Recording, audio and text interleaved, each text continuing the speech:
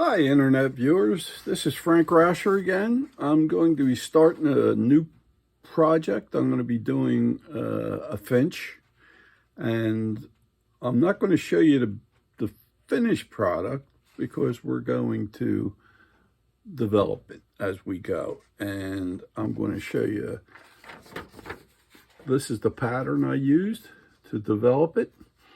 And I would like to see if you would follow me through this. I'm going to take it and we're going to put all the details in, similar that I did with the cardinal I did in the last series.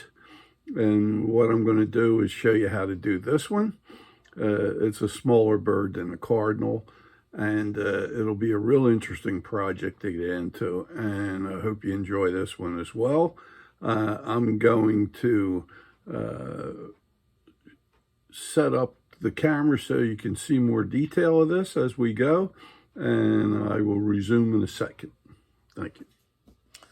Okay, we're going to continue on. Just to expedite things, from this pattern, I got some cardboard, which is this here, and I made a template of it and of the outline of the bird. And I start with this, then that gives me the profile, and then I've cut one out also with the top view. So with this, I'm going to proceed on and show you how to cut it from a block of wood. Okay, now this wood is about 2 3/8 wide.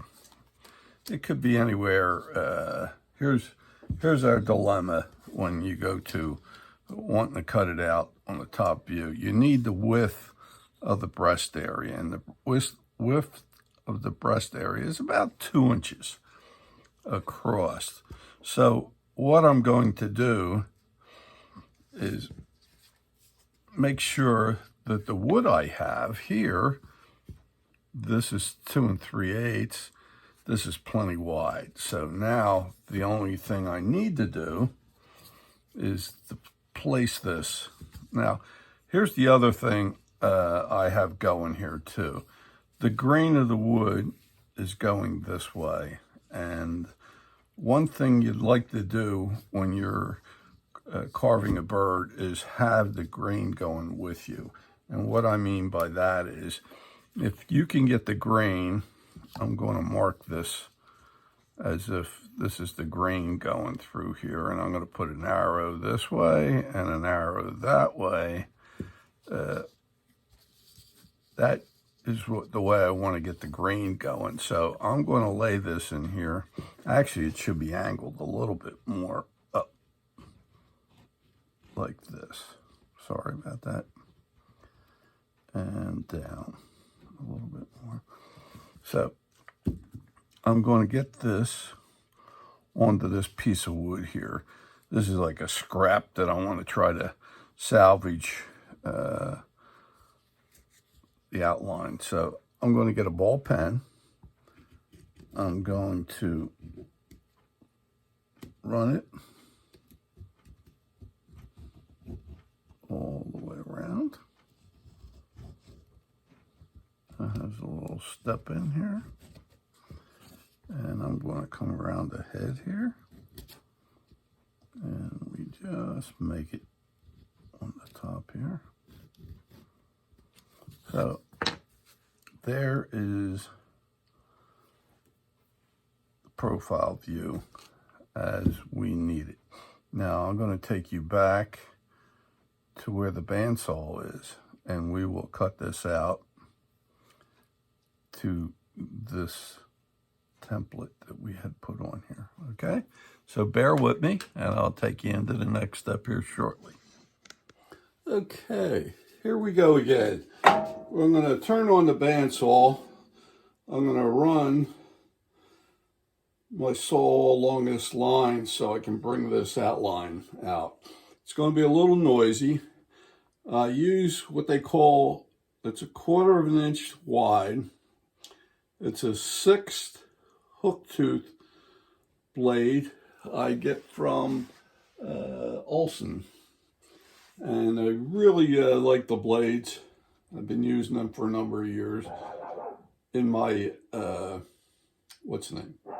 In the use of my bandsaw. So here we go. I'm going to start coming in here, and I'm going to trim.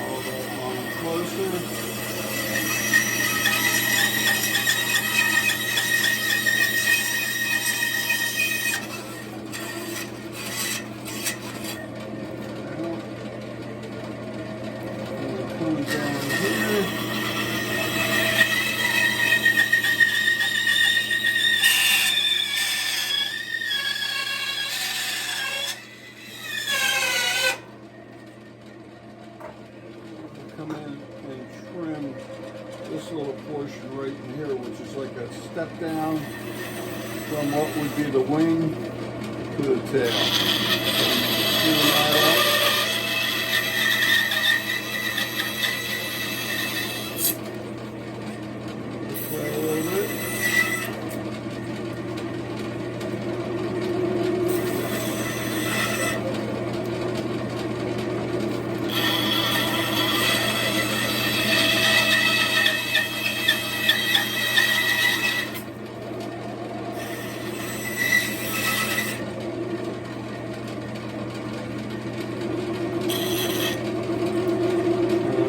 Trim the tail down.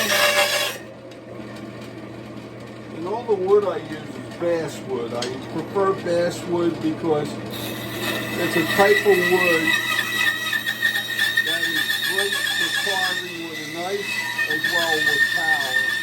Some people prefer other types of wood like tupelo. It's a much lighter wood.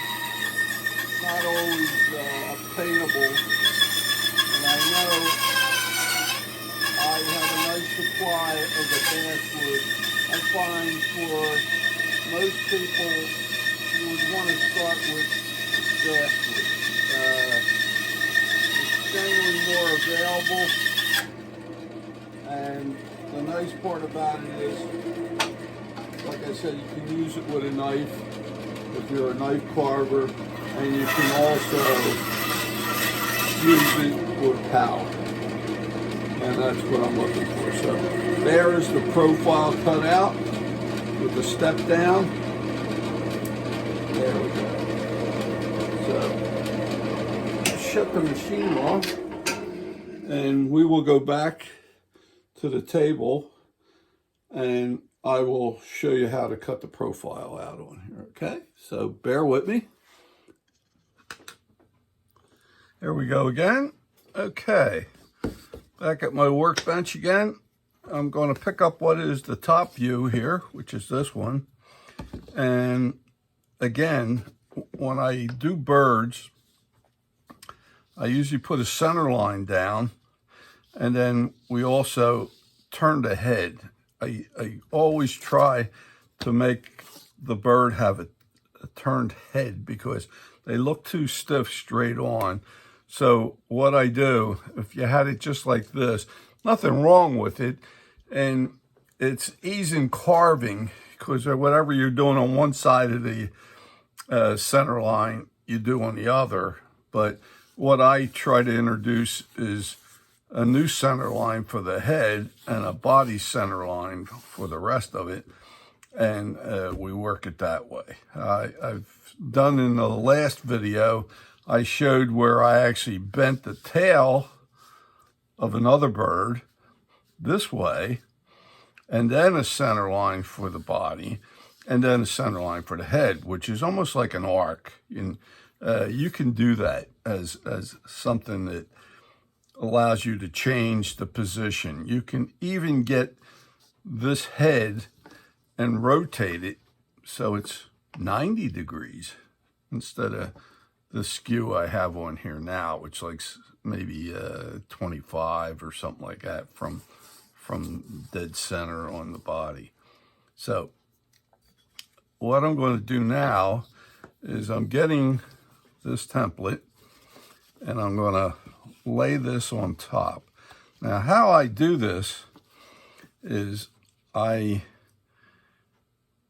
sort of project it down. I want to look down from the top. I have what is the tail sitting on the table and the belly's up. The chin's and beak is up off the table. I don't want to just lay this down because it's not a true projection. So what I usually do is I'll bend this up. So this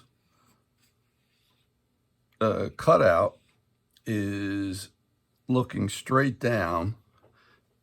This edge is touching the edge of the blank, and this is just shy of the edge of, let me get a pencil here, just on the tip of the beak here as I look down. So I'm going to draw a line looking at the edge from the top down, and then I'm going to follow the body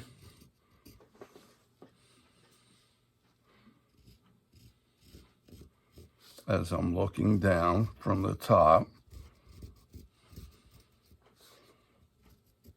And then it should kick out right about here. Now on this side, I'm trying to look down again. I'm projecting that. I'm also going to come to the front here and look down and get this beak edge coming up. Now, for the convenience, I'm going to turn this around. So I have this. So again, I'm going to lay this as if this was laying flat on the table. So I'm holding it up that way. So I get my finger to hold this down. I come back. I try to get my thumb to hold this position. And at the same time, resurrect what I already drew on here to make sure that this edge is right on line. And then I'll draw the other side, which is coming up here. And then it turns. And it comes up here. And I'm going to take it. Let me get this back up here again. I'll make this a little bit longer in the front. Get this beak coming out this way. Coming around here. Now I projected this down on here. And I usually do this with a pencil because you're sort of sketching it in, then you could come in later and heavy it up exactly where that should be. And sometimes doing it with a pen, it gets a little messy, and you have an eraser or on your pencil, and that tends to work better. So I work it that way. So there's my view looking down from the top. Okay, so again, I'm going to pause for a second. I'll take you back to the bandsaw and I'll show you how to start cutting out the top view of this. Okay, we're back at the bandsaw again. Here we go. I'm going to come in and I'm going to cut this outline right along that pencil line.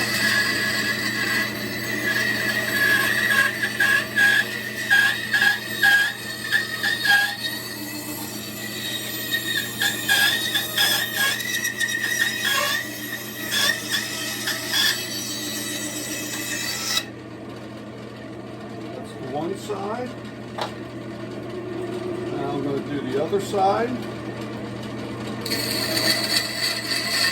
And when I'm cutting, I try to keep my hands out of the way in case this wood decides to want to jump or anything.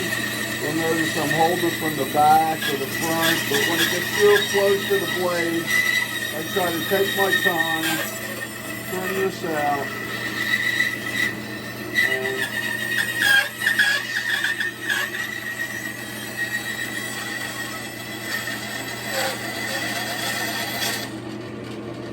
okay, we got the profile view done, and we got the top view done. Now, to help out in getting rid of excess, this is really squared up in here. I want to trim this down.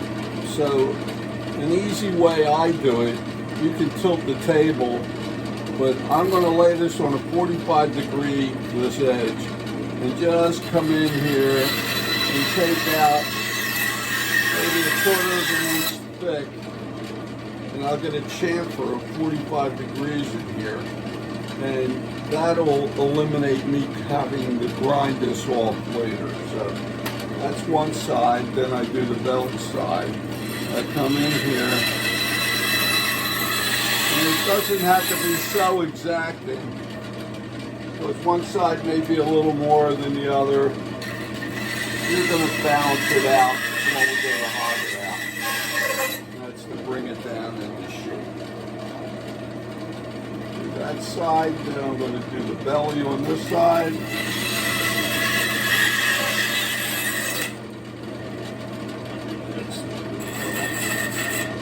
Up there. Now there we have it. We have chamfers on all four corners. And what we'll do in the next video is we will get the center line in, we'll start establishing how to round this off, and we'll see you on the next video here, and hope you get the idea on how to do this correctly for the finch. And this is a pretty neat bird. The finch I'm doing has some neat colors to it, so I hope you enjoy this. If you would subscribe to me and